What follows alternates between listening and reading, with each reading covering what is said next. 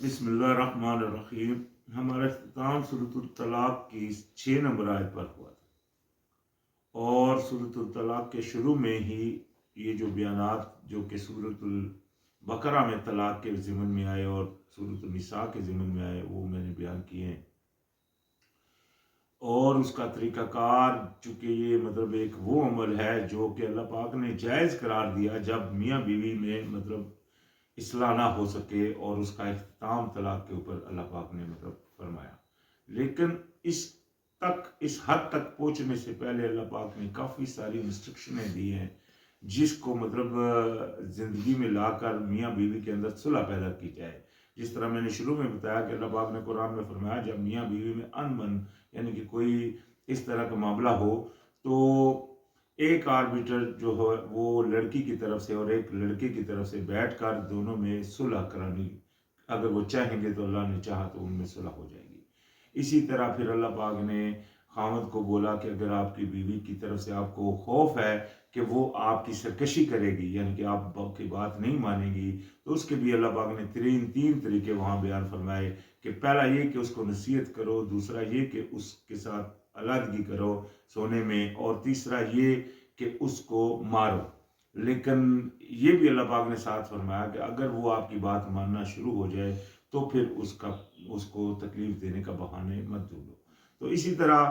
طلاق کے ضمن میں اللہ پاک نے فرمایا، اسی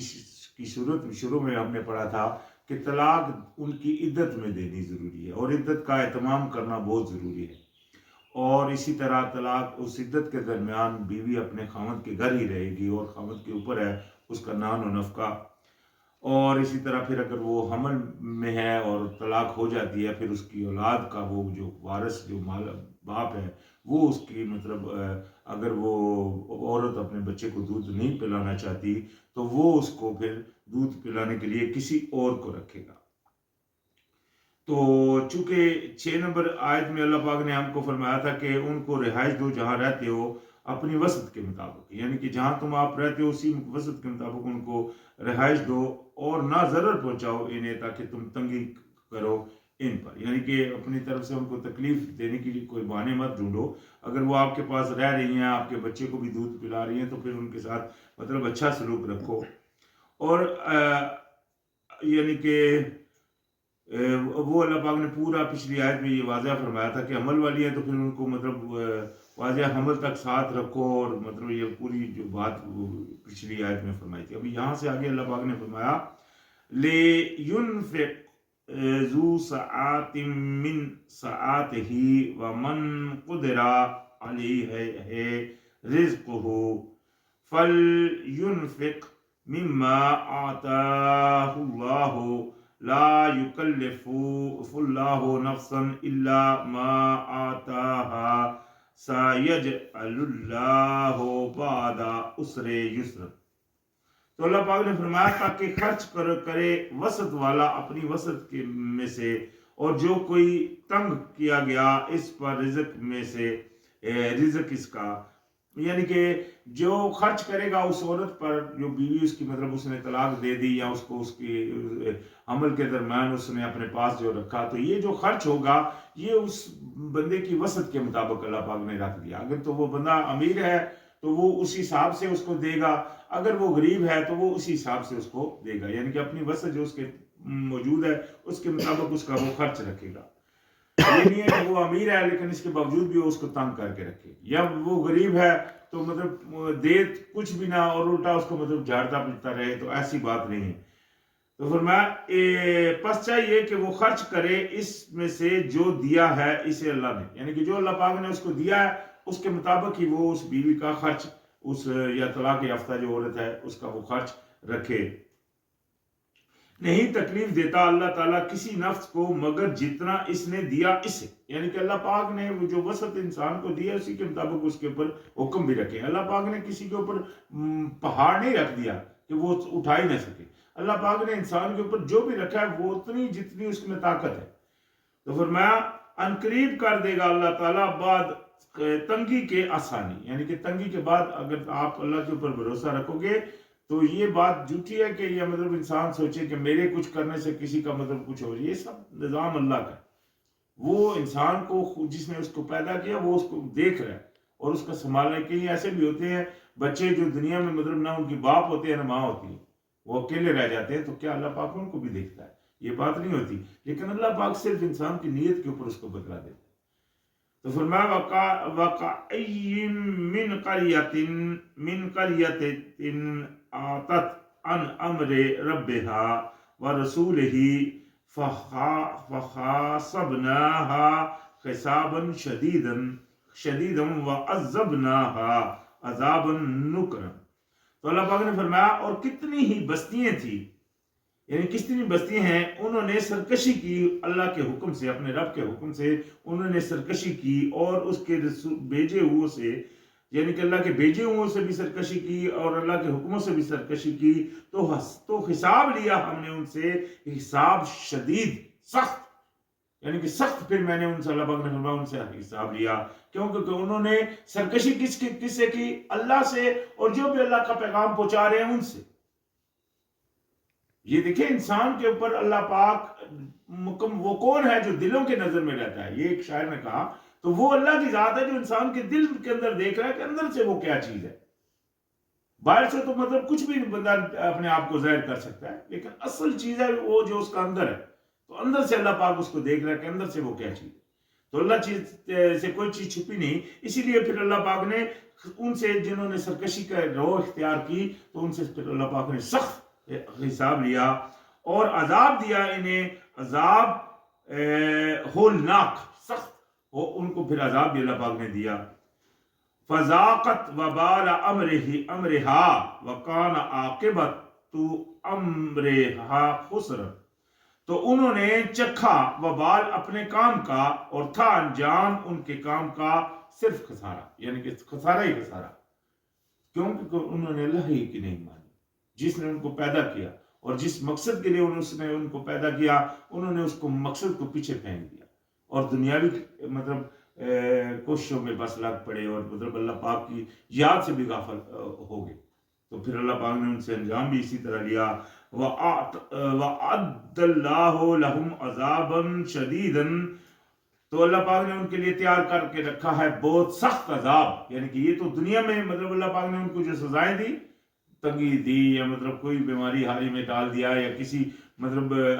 سیدھے کو اپائج کر دیا، یہ اللہ پاک نے دنیا میں ان کو سزائیں دی، اور آخرت میں بھی پھر ان کے لیے جو اللہ پاک نے سخت عذاب تیار کر رکھا ہے۔ تو ساتھ ہی فرمایا وَاتَّقُوا اللَّهَ يَا أُولِي الْأَلْبَابِ الَّذِينَ آمَنُوا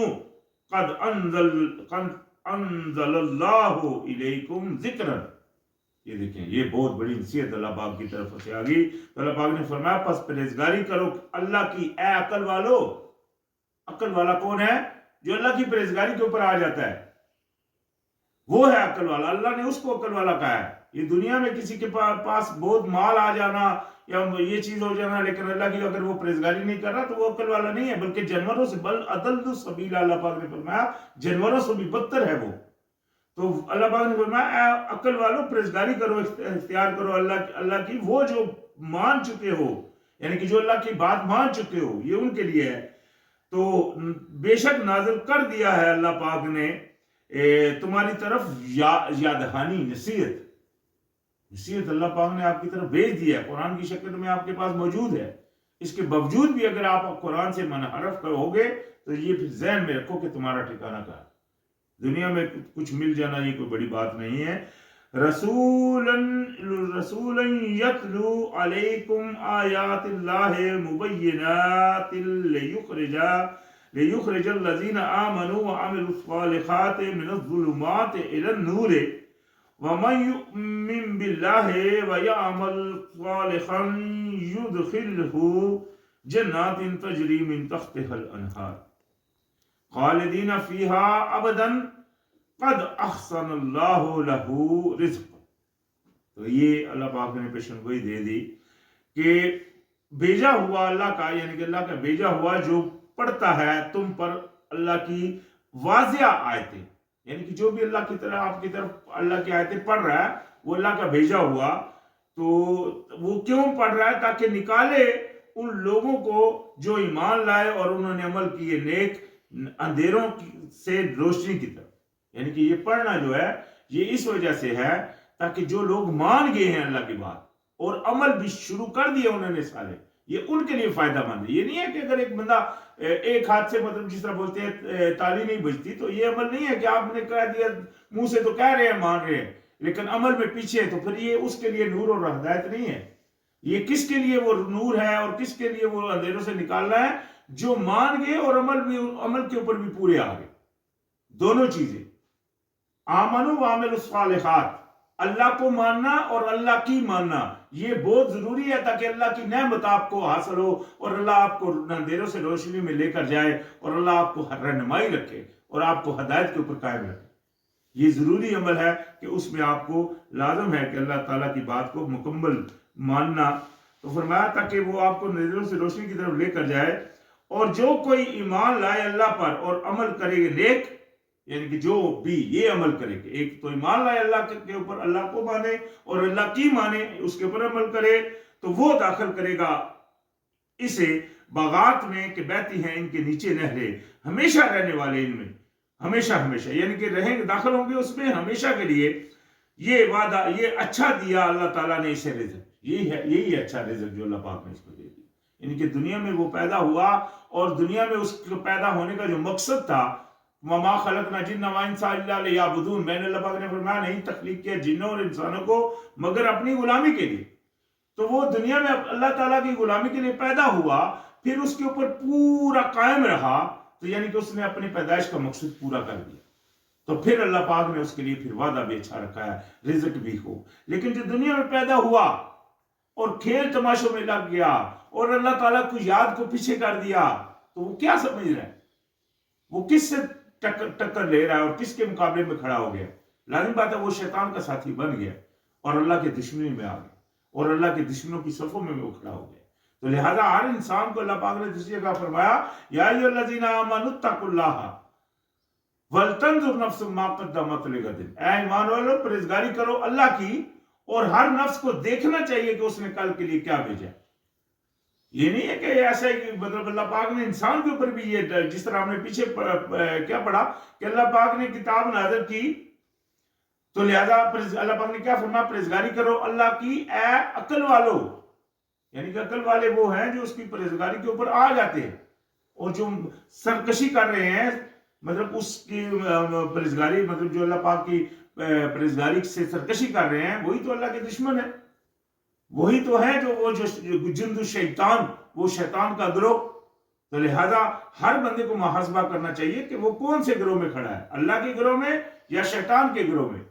تو پھر اس کی چوائس کے اوپر اللہ پاک یعنی اس کو حساب دے گا۔ تو رزق اچھا کس کا ہے؟ جس نے پرہیزگاری کی۔ اللہ الذی خلق سبع سماوات ومن الارض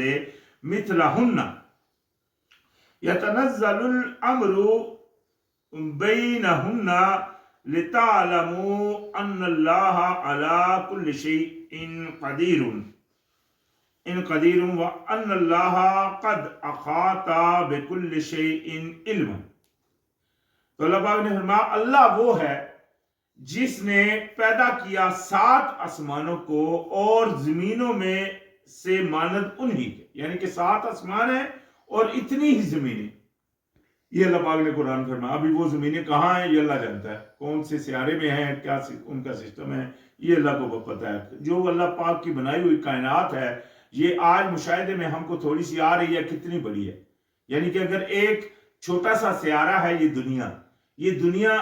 جو ہے وہ نظام شمسی جس کو ہم بولتے ہیں، وہ سورج کا جو نظام ہے اس کے ارد گرد چکر لگا رہے ہیں، یہ کوئی 11 ستارے ہیں، اور ان 11 ستاروں کو ملا کر اور سورج کو ملا کر بنتی ہے ایک گلیکسی۔ یہ ایک گلیکسی ہمارے اس خلا کے اندر کتنی تعداد میں ہے، اس کا علم مطلب جو سائنٹسٹ نے لگایا وہ لاکھوں اور کروڑوں کی تعداد میں یہ گلیکسی ہیں، اور گلیکسی پھر آگے جو مطلب ان جو خلائیں ہیں وہ کتنی تعداد میں، یہ اس سے بھی آگے مطلب انہوں نے تحقیق جو لگائی ہے اس کا بھی تعداد اللہ ہی جانتا ہے۔ تو لہٰذا اتنا بڑا نظام ہے اللہ پاک کا، اور اتنی بڑی ذات ہے اللہ کی جس نے ان کو بنایا، اور اس میں اتارتا ہے حکم درمیان ان کے، تاکہ تم جان لو کہ بے شک اللہ تعالیٰ اوپر ہر چیز کے خوب قدرت رکھنے والا ہے۔ یعنی کہ یہ جتنے بھی اللہ پاک نے، یہ جتنے بھی مطلب گلیکسیز ہیں یا جتنے بھی مطلب یہ سیارے اللہ پاک نے بنائے ہیں، ان میں اللہ پاک کے حکم اترتے رہتے ہیں۔ یہاں سے ایک بات واضح رہے کہ اللہ پاک نے چونکہ قرآن میں نازل فرمایا کہ اللہ کے حکم کنٹینیو اترتے ہیں، تو لہٰذا پیغمبروں کی ختم نبوت تو اللہ پاک نے قرآن میں ڈکلیئر کر دی۔ اللہ پاک نے نبی علیہ السلام کو فرمایا خاتم النبیین، کہ آپ جو ہے نا اختتام ہے نبیوں کا۔ لیکن اللہ کے احکام اترتے رہتے ہیں، وہ اللہ تعالیٰ کسی انسان کے اوپر یا کسی ماں کے دل میں یا کسی جس طرح مطلب وہ اعلام کر دیتا ہے، وہ اس طرح کے احکام یا مطلب زمین میں یا مطلب آسمانوں میں اللہ پاک کسی طریقے سے اپنے احکام لوگوں کو جھنجھوڑ کر دکھا رہا ہے، یا کسی طریقے سے لوگوں کو مطلب جگانے کے لیے اس کو مطلب دنیا میں جس طرح زلزلے آ جاتے ہیں، جس طرح اس طرح کی چیزیں آ جاتی ہے، تو یہ سارا کچھ موجود ہے، یہ کنٹینیو چل رہا ہے۔ یہ نہیں ہے کہ نبی علیہ السلام کے اوپر نبوت ختم ہو گئی ہے، نبی ان کے بعد کوئی نہیں آئے گا، لیکن اللہ کا حکم جو ہے، اللہ کے وہ اپنے حکموں کو جس طرح اللہ پاک اپنے فرشتوں کو بھیجتا ہے، فرشتے مطلب اللہ کے حکم سے چل رہے ہیں، تو یہ سارا نظام اللہ پاک کا وہ چل رہا ہے، تو کنٹینیو ہے۔ بے شک اللہ پاک تعالیٰ ہر چیز کے اوپر خود قدرت رکھنے والا ہے، اور بے شک اللہ تعالیٰ اس نے گیر رکھا ہے، یعنی کہ ہو چکا پکا گیر رکھا ہے ہر چیز کو اپنے علم کے اعتبار سے، یعنی کہ اللہ تعالیٰ کے علم میں ہر چیز۔ اللہ تعالیٰ نے اگر کسی چیز کو مطلب وہ ایک کام میں لگایا تو وہ اللہ کے علم سے چل رہا ہے، جب وہ اللہ چاہے گا ختم کرے گا اس کو تو وہ اسی وقت ختم ہو جائے گا۔ تو لہٰذا آج ہمارا اختتام سورۃ الطلاق پر ہو چکا ہے، انشاءاللہ یہاں سے آگے پھر شروعات ہوگی۔ السلام علیکم۔